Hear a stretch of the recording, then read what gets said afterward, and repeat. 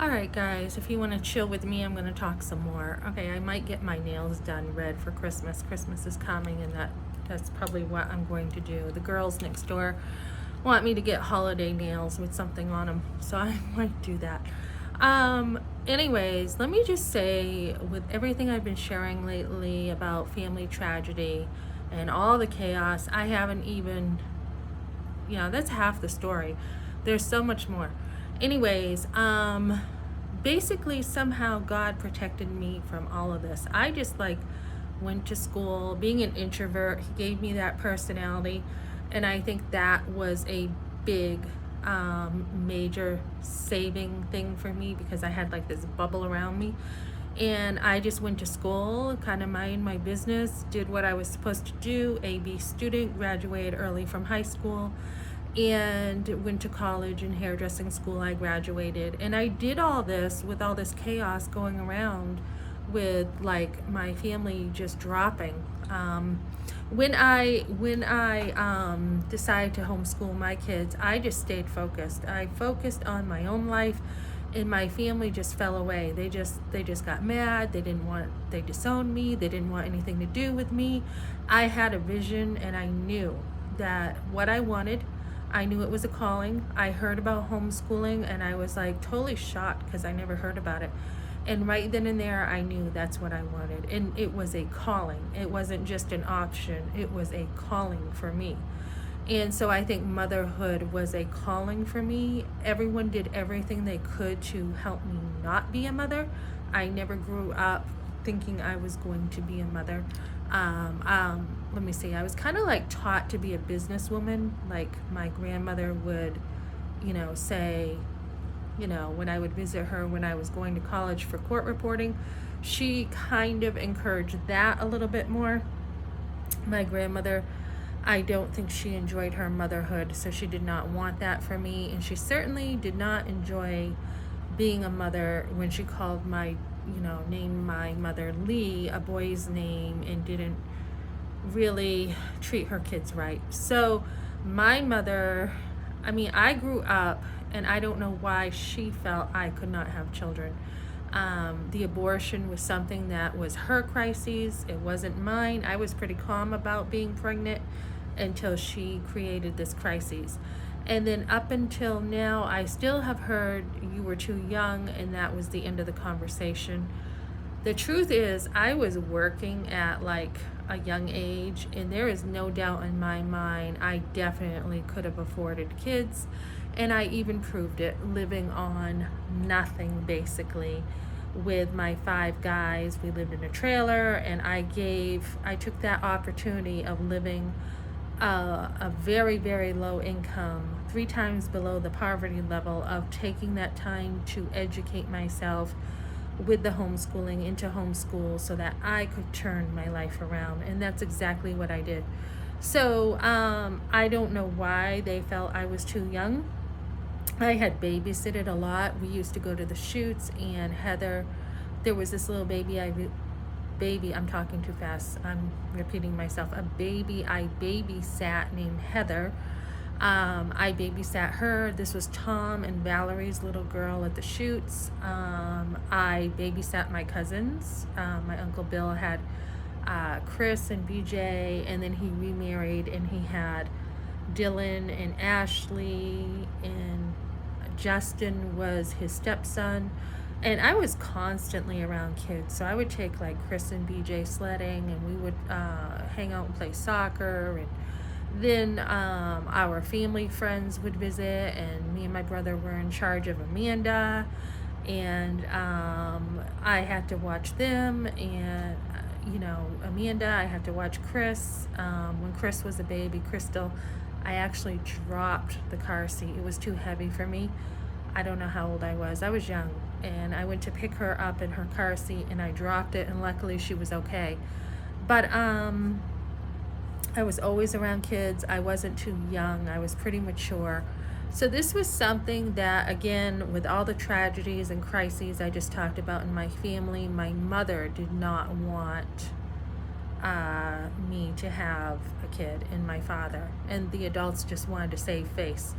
So when you are dealing with some pretty wretched situations, I mean, that's pretty wretched, just use your daughter, use your grandchild to just, save face. That's pretty, I don't know anything that's pretty as bad as killing your grandchild so that you can save face. I don't know anything that is so low in my life as something like that.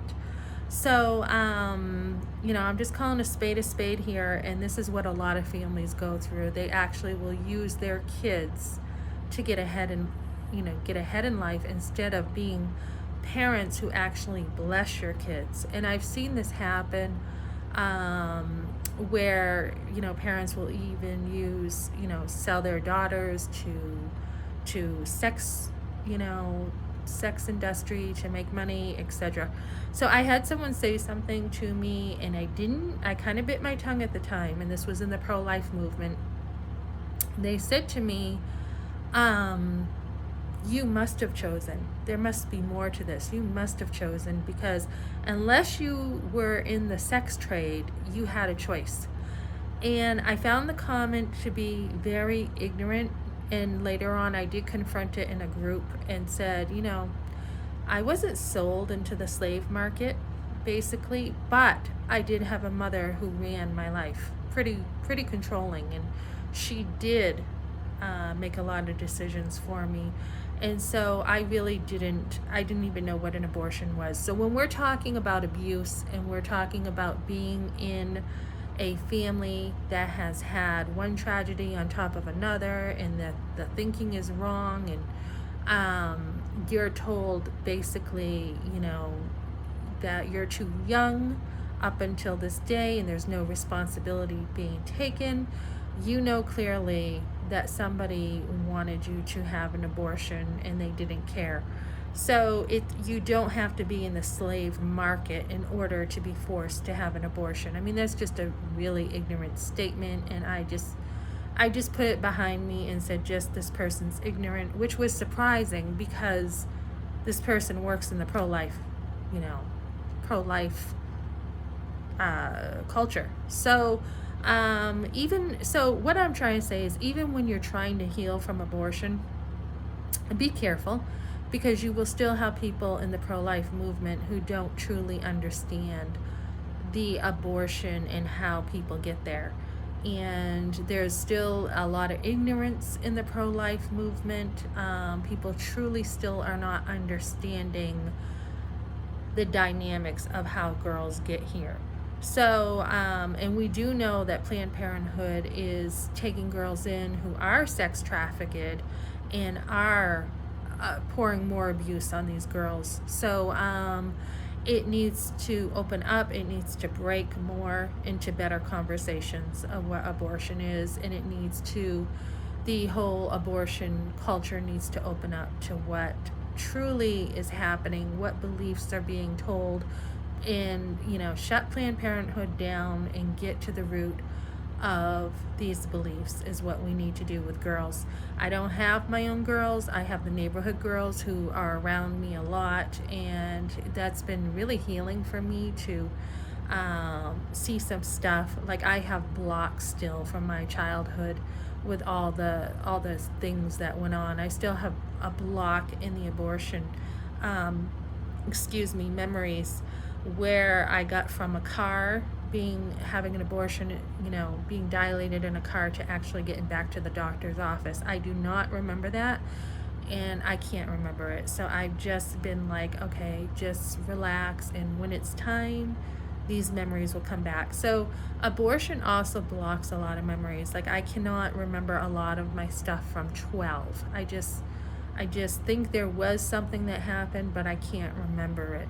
And things like this happen to girls. They get molested, they have things that happen, and then they are taught, without even wanting sex, they're just taught sex is something you just do.